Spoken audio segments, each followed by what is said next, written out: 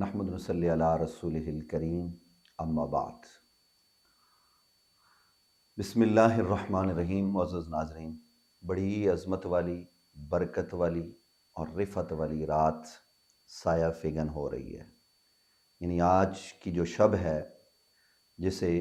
لیلہ مبارکہ قرآن مجید فرقان حمید نے قرار دیا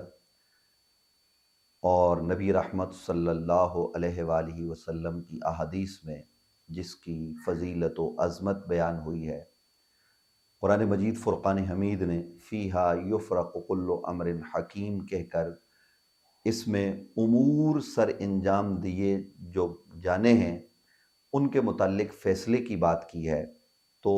یہ رات عبادت کی رات ہے اور نبی اکرم صلی اللہ علیہ وآلہ وسلم سے اس رات کی عظمت و فضیلت کو تقریباً 12 صحابہ کرام رضوان اللہ تعالی علیہم اجمعین نے مرفوعاً روایت کیا ہے، جن میں جناب سیدنا حضرت ابو بکر صدیق رضی اللہ تعالیٰ عنہ، مولا کائنات امیر المومنین حضرت علی بن ابی طالب، ام المومنین جناب سیدہ حضرت عائشہ صدیقہ اور عثمان بن عاص، حضرت ابو ہریرہ، عبداللہ بن عمرو بن عاص، حضرت معاذ بن جبل، ابو ثعلبہ، عوف بن مالک، حضرت ابو موسیٰ عشری جیسے، حضرت ابو امامہ باہلی جیسے جلیل القدر اصحاب پیغمبر ہیں جنہوں نے اس کو روایت کیا ہے۔ اور پھر تابعین کی ایک بڑی جماعت ہے، اسی طریقے سے تبع تابعین کی جماعت ہے، پھر محدثین نے اس رات کی عظمت و فضیلت کو بڑے ہی خوبصورت انداز میں بیان کیا ہے۔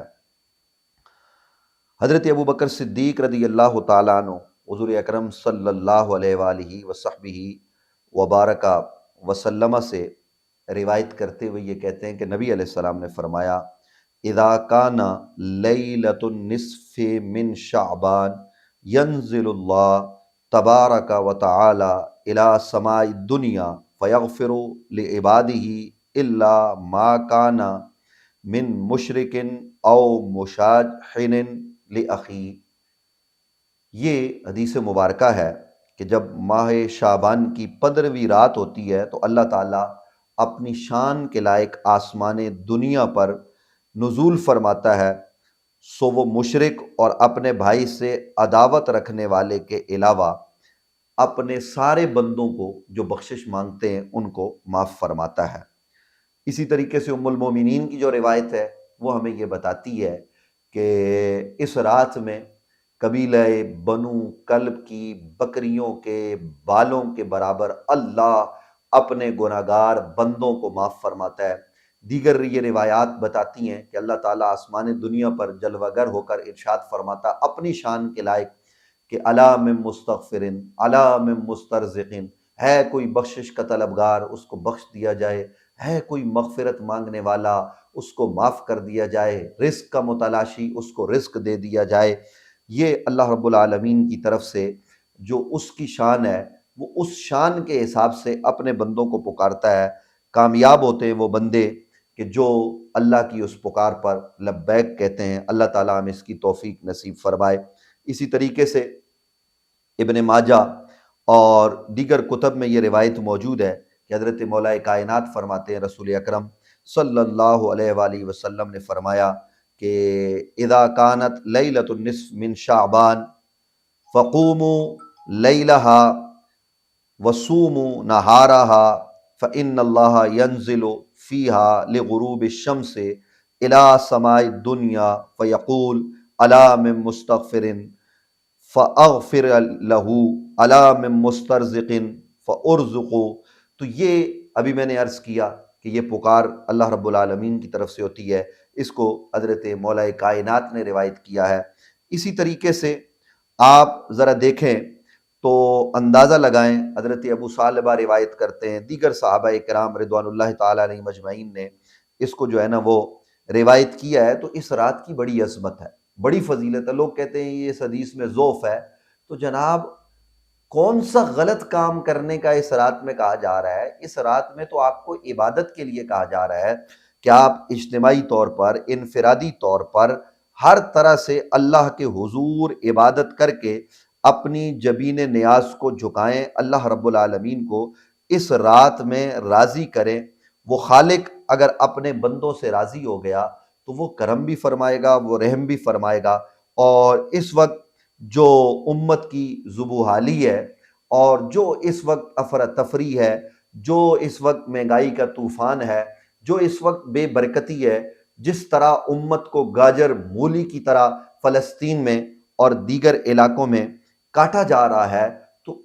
ایسے مواقع پر ہر فرض نماز کے بعد نمازوں کی پابندی کی جائے، ذکر اذکار کیے جائے، اور پھر اس طرح کے خاص مواقع جب آئیں، لیلۃ القدر ہو، شب بارات ہو، یا دیگر جو ہے نا وہ ایام ہوں مقدس، تو اللہ رب العالمین کے حضور گڑ گڑا کر مانگا جائے، دعائیں مانگی جائیں۔ اور یہ تو امت کے تمام لوگوں کا طریقہ رہا، بلکہ علامہ ابن تیمیہ اپنے مجموعہ فتاویٰ میں یہ بات لکھتے ہیں کہ جب ان سے سوال ہوا تو انہوں نے اس رات کی بابت سوال کا جواب دیتے ہوئے کہا کہ اذا صلی الانسان لیلۃ النصف وحدہ او فی جماعت خاصۃ کما کان یفعل طوائف من السلف فہو احسن۔ اب یہ علامہ ابن تیمیہ ہیں، اور یہ اپنے مجموعہ فتاویٰ میں یہ بات کرتے ہیں کہ جب کوئی انسان نصف شعبان کی رات کو اکیلا یا جماعت کے ساتھ نماز پڑھے، جیسا کہ سلف میں بہت سارے گروہ اس کا اہتمام کرتے رہے، فہو احسن، تو یہ بہت خوب بات ہے۔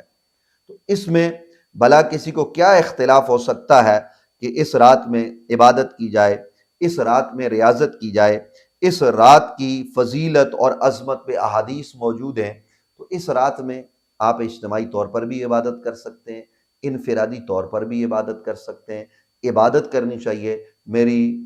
ناظرین سے جو ہمیں سنتے ہیں، پسند کرتے ہیں، ان سے یہ گزارش ہے کہ جب قرآن مجید فرقان حمید فیہا یفرق کل امر حکیم کہہ کر اس رات کی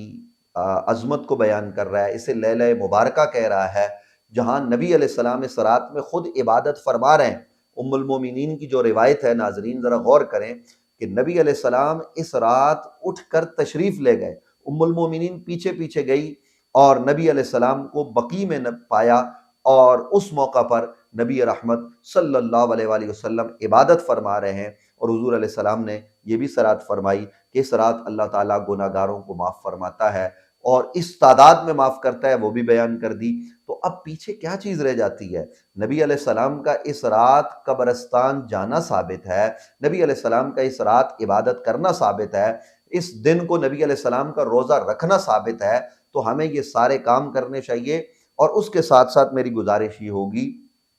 آتش بازی سے، غل غپاڑے سے، اور شور شرابے سے، اور ایسے طریقوں سے کہ جو طریقے معیوب ہیں، جنہیں پسند نہیں کیا گیا، اور جو عبادت والوں کی عبادت میں خلل ڈالنے والے طریقے ہیں، ان سے اجتناب کیا جائے۔ ویسے بھی کسی رات میں بھی فضول ہوٹلوں پہ نہ بیٹھا جائے، لیکن اس رات تو اہتمام کر کے نہ بیٹھیں، بلکہ اس رات اپنے گھروں میں عبادت کریں، اپنے رب کو منائیں۔ یہی ہماری گزارشات ہیں اس رات کی عظمت کے پیش نظر۔ تو اس رات کو زندہ کیجئے، تابندہ کیجئے، اپنی زندگی میں اس رات سے بہار پیدا کیجئے، ایسی بہار کہ جس پر خزاں آنے کا کوئی اندیشہ باقی نہ رہے۔ وہ رب کی عبادت سے ہوگی، وہ توبہ سے ہوگی۔ توبہ کرنے والا ایسا ہے، التائب من الذنب کمن لا ذنب لہ، کہ جس نے توبہ کی گویا اس نے کوئی گناہ کیا ہی نہیں۔ تو آئیے گناہوں سے توبہ کریں، رات کو اٹھ کر اللہ سے اکیلے میں جو ملاقات ہے، اس کی جو عبادت ہے، ان تعبد اللہ کانک تراہ فإن لم تکن تراہ فإنہ یراک، یہ ساری چیزیں ہم اپنے پیش نظر رکھیں اور اپنے رب کو منائیں۔ امت کے لیے دعائیں کریں، فلسطین کے لیے کریں، پاکستان کے لیے کریں، پاکستان کی بہتری کے لیے کریں، اپنے لیے مانگیں، اپنے ماں باپ کے لیے، اپنے مرحومین کے لیے، اپنے اعزاء و اقارب کے لیے، پڑوسیوں کے لیے، شہریوں کے لیے، اپنے ملک کے باسیوں کے لیے اور عالم اسلام کے لیے۔ اللہ تعالی ہمیں اس کی توفیق نصیب